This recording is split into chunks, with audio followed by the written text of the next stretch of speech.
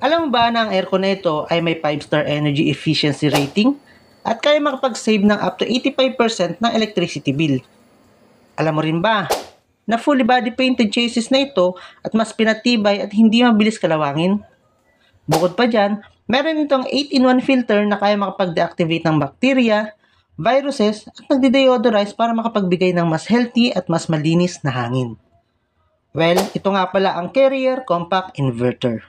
Tara at ating pag-usapan yan, and welcome to Lucky Appliances Review.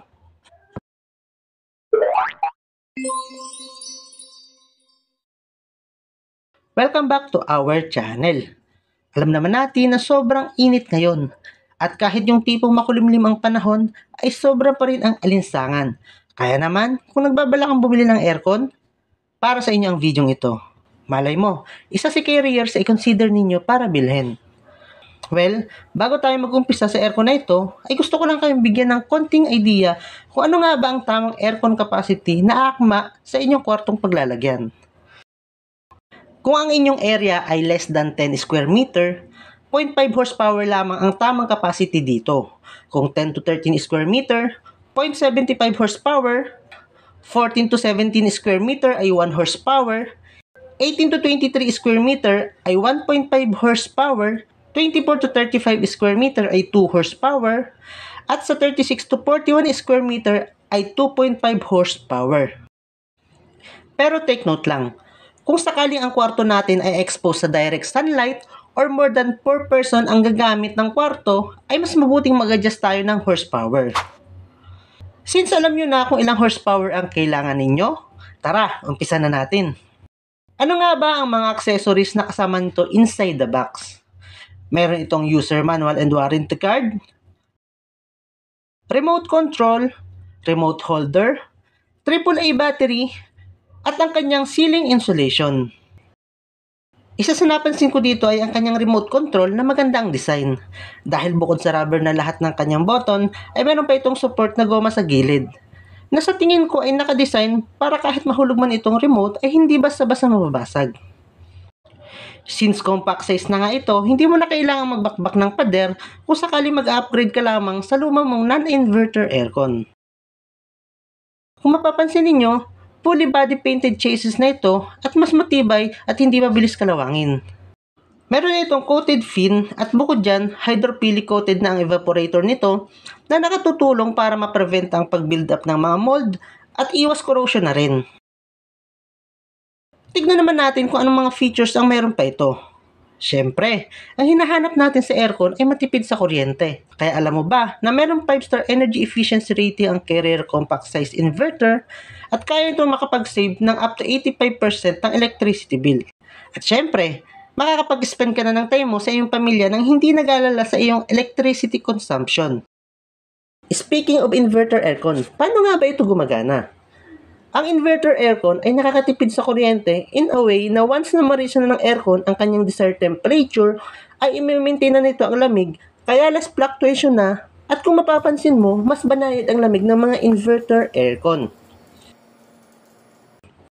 Dahil nga bukod sa inverter type na itong Carrier, na alam naman natin na matipid sa kuryente pag sinabing inverter aircon, ay meron pa itong mga added energy saving features tulad ng turbo mode, na nakatutulong para mas mapabilis mapalamig ang area. Well, alam mo ba na pagdating sa aircon, ay the more na mas mabilis makapagpalamig, ay the more na mas nakakatipid ka sa kuryente. Meron pa si Carrier tinatawag na energy saving plug na pwede mong pagsaksakan ng electric fan at kung sakaling nagset ka ng timer at namatay ito sa oras na isinet mo, ay automatic mabubuhay ang electric fan.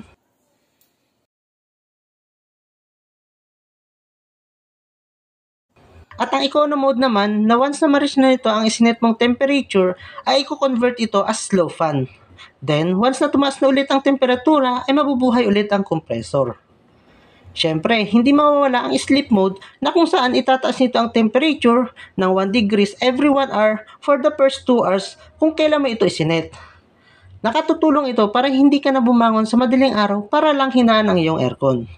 Bukod dyan, meron rin itong automatic swing upang mas mabilis makapag-distribute ng lamig ang aircon.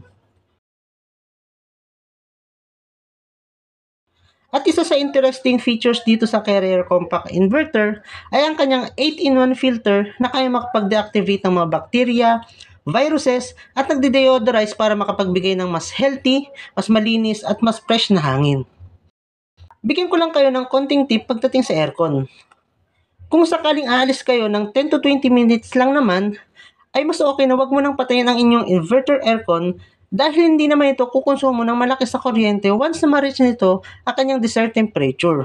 Siyempre, kapag pinatay mo ito at pagbalik mo ibubuhayin mo rin naman, ay mag-uumpisa na naman ito magpalamig at it takes time na naman para ma-reach ang desired temperature.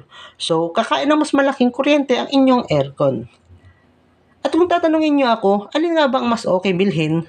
Kung ang mas mura ba na ng inverter aircon o yung mas mahal ng konti na inverter aircon? Well, simple lang sagot ko dyan. Kung ikaw ay minsan lang naman gumamit ng aircon, doon ka na sa mas mura na non-inverter. Then, kung gumagamit ka ng aircon na more than 4 hours to 8 hours, mas i-advise ko na mas piliin mo inverter aircon. Bakit? Dahil makakatipid ka ng pera in a long term by saving electricity. Lalo na, kung Carrier inverter aircon ang bibilhin mo. Dahil bukod sa matipid na sa kuryente, matibay at safe pa sa kalusugan. Magkano mo na nga lang ba mabibila ang Carrier Compact Inverter? Meron itong dalawang capacity, ang 0.75 na ang SRP ay 32,700 at ang 1 horsepower na ang SRP ay 35,300.